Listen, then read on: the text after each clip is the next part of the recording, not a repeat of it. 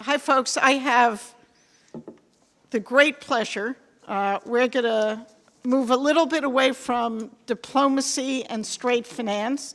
Not that Lisa and I are not diplomatic. We are. But we're going to take a look at what a large company, this one being Apple, we've all heard of it, is doing in the space, how they are building the market, how they're helping grow a market, what they're doing, where they're spending their money, where they're putting their finance. And I've got the great privilege of introducing Lisa Jackson, who is not only an extraordinary person, somebody I count as a friend. She was just a remarkable administrator of the Environmental Protection Agency. I saw some changes yet coming out of the EPA today that we'll have to talk about later. We won't talk about now. But has taken those skills of government and regulation into one of the largest companies in the world, Apple, and is bridging that gap of, as Brian Deese from BlackRock talked about, ESG, how do you integrate it into the heart of the largest corporate players. There is no better person I could have imagined Tim Cook to hire to do that but Lisa Jackson. So Lisa, thank you for being here. We're going to keep this rather loose. How's Apple playing? You've got an enormous footprint. You've got an enormous amount of energy use. You've made some commitments. What are those commitments, and are you able to meet them? How ambitious, and how's it going? Well, good morning, everybody, and thank you for that lovely introduction. Very generous. And I could say a million things about you, Mindy, but we only have 20 minutes. So, you know, Apple's all about renewable energy. We made a commitment several years ago to power all of our company on renewable energy, and I like to make sure people know that that's more than just the facilities in Cupertino and around the world where we have offices, but also our data centers. I think we were the first IT company to move all of our data centers are 100% renewable and have been since 2012, I believe it is. But that commitment was made. We're now at 96% renewable around the world. And we won't stop. We have 24 countries where we're 100% renewable, and we've said we won't stop until we're 100% around the world. And that mostly represents real investments in energy. Where we can buy in a green energy market, we like to do that. But we're also very cognizant of places where if we buy into the market, we are essentially taking up all the capacity of the market, and when that happens, we also try to add clean energy into the grid so that we leave some for other people to be able to buy. A good point that I had not totally thought about. But what if your supply chain is an enormous user of energy? How do we bring them in, or what are you guys up to there? Yeah, the supply chain is so important. I heard that earlier in the discussion, the one before the last one. And our supply chain is almost, you know, more than three quarters, 77% of our carbon footprint. So it's important to understand we count our carbon footprint from the mine, although we don't own or operate mines at Apple, all the way through your use. So if you own an Apple device and you use it and you plug it in to charge it, we estimate your carbon footprint and we consider that ours because you wouldn't have it but for the fact that you've chosen to buy our product, and we're grateful for that. So 77% of our 29.5 million ton footprint is in our supply chain. So we started in 2015, it's just about 2 years old, a program to bring our supply chain to 100%. Wow. And so at Apple, we like to do 100%. We're at 14, but today I'm happy to announce that we have 2 new entries in the 100% club. These are companies that commit to bring all of their Apple production to 100% renewable, in this case by the end of this year. I want to give a huge shout out to Luxshare ICT. If you own AirPods, the wireless AirPods, then that's what they make. And they're going to be making them with 100% clean energy, renewable energy, so you can feel great about that. They're in Eastern China primarily. And then we have a second company, DSM, They are resins and polymers for some of our connectors and cables, and they've also committed to 100% renewable energy for Apple's operations this year. Great. So we're up to 16. Yay! That's pretty good. 16 in just about 2 years. That's great. Supply chain is often daunting to reach. What are some of the biggest obstacles, and what do you need to do to get through them? Yeah.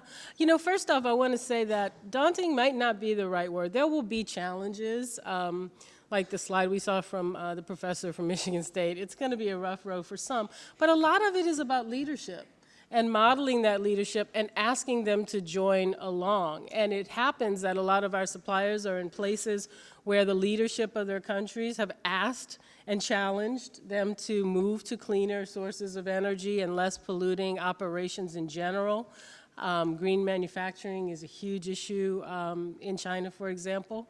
And so in some cases it's leadership, their company leadership wanting to step up. In some cases it's knowledge.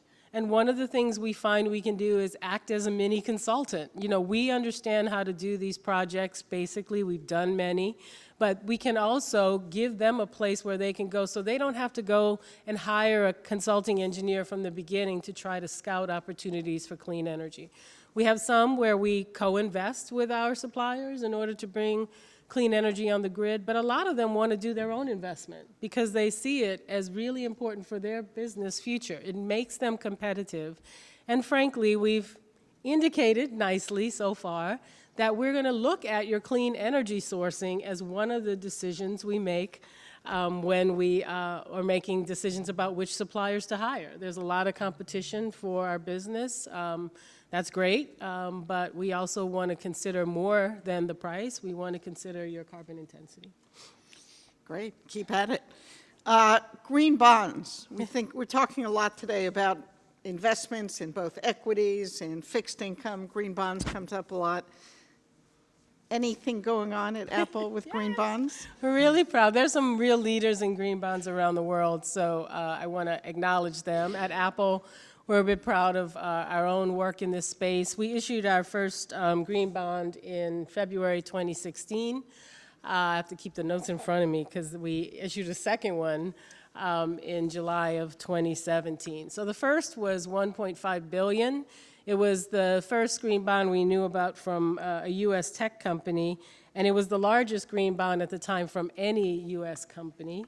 And then we followed up with another billion-dollar bond in 2017. We thought it was such a wonderful opportunity for investors. They're very popular. Our treasurer loves us because they're an opportunity. Apple was bonding for money anyway for reasons related to cash around the world and where we wanted to make an investment. But we knew we were going to be making investments in clean technology. People like the innovation that Apple stands for, and we'd like to bring innovation into our work on the environmental side. So this allows investors to be a part of that, to put sort of an exclamation point behind that work.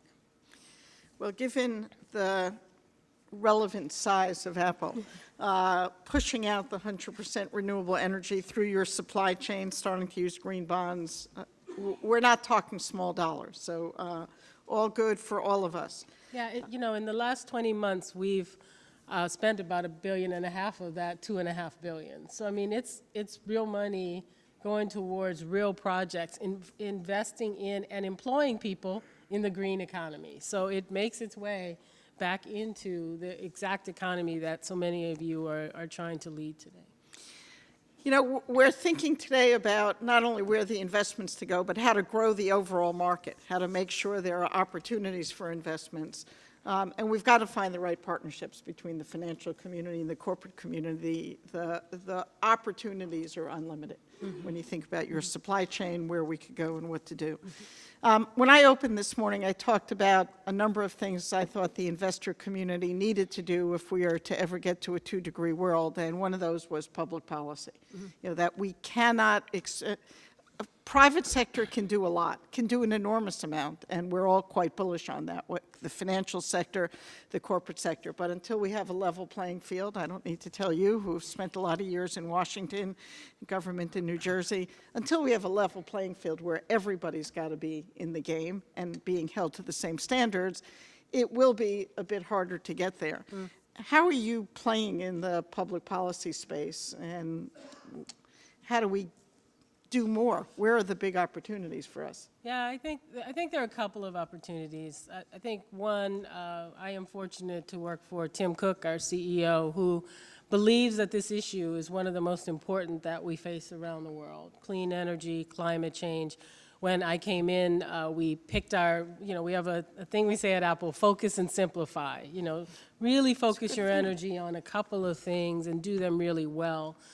Rather than sort of spreading your energy across the board. So one of the three things we picked was climate change.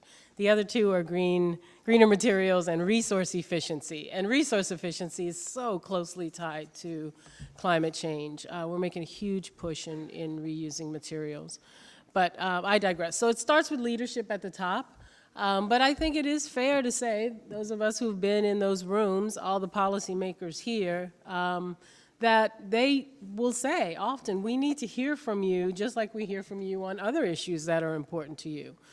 Privacy being a huge one at Apple. We speak a lot about privacy. So we now speak a lot about environment and climate change. We have someone in Washington, D.C. whose job it is to speak about climate change and the opportunity it represents for the economy. We don't go in and try to lobby on the right thing to do only, although we do believe it is the right thing to do. We have customers around the world, many of whom are already feeling the effects of climate change, but also the economic advantage of looking to the future and really going where the market's going to be. And we continue to believe that clean energy and showing our customers that this is an issue we're not just talking about, but actively engaged in is really important. And we do that at the state level.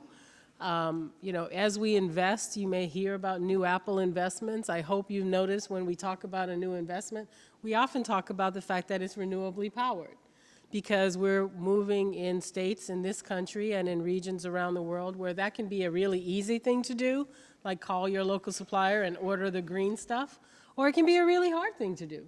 And so we have to go in and be innovative and find ways. My favorite example is in Japan. We have a supplier who uses floating solar voltaics because there's no land. So there's some water when you're an island. So you have to find a way to invest in those kinds of innovations because those are the things that are moving us forward. You find resistance in some parts of the world and less so in others? Some parts of the world, yes. We're going to hold on in State of the Union and Washington. I guess the thing I would say there is, not to be funny, we do this work and we don't have resistance because this isn't work about policy leading what we do. This is us, and then hopefully the policy will follow where it isn't already in front. In some places, the policy's in front. It's very clear to see what we're doing. We can go in and say, hey, we're here to support what you're trying to do, government or policymaker. In some places, that's not the case. But I think it is our responsibility, and Tim's been real clear about this, and it's one of the things we agree on, that you don't have to choose between being profitable and being committed to our responsibility to the planet. And so we continue acting the same everywhere we work.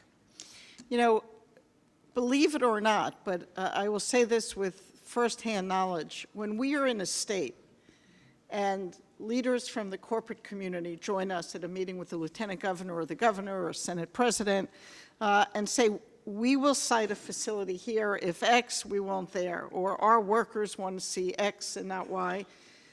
The power of workers, people who have real jobs in real communities, of real legislators, I'm finding makes an extraordinary difference, and we experience it firsthand. Are you actually playing at that level? And I don't mean to diminish it. It is not playing. Are you active in that level as it relates to states across our country? Absolutely. Absolutely. We have data centers in North Carolina, in Nevada, in California, in Arizona. All of them run on 100% clean energy. In Nevada, when we got there, in North Carolina, we had to come up with not only technological innovations, which we did working with solar development companies, but also regulatory innovations. Because one of the things we also don't want to do is be the person who can come in and get clean energy because you can afford it. We want to make it so that we leave a program behind where others can be a part of the clean energy program. So that's happened in North Carolina with green tariffs. It's happened in Nevada with a slightly different program that luckily has survived, right? And what it does is, we just announced a new data center in Iowa.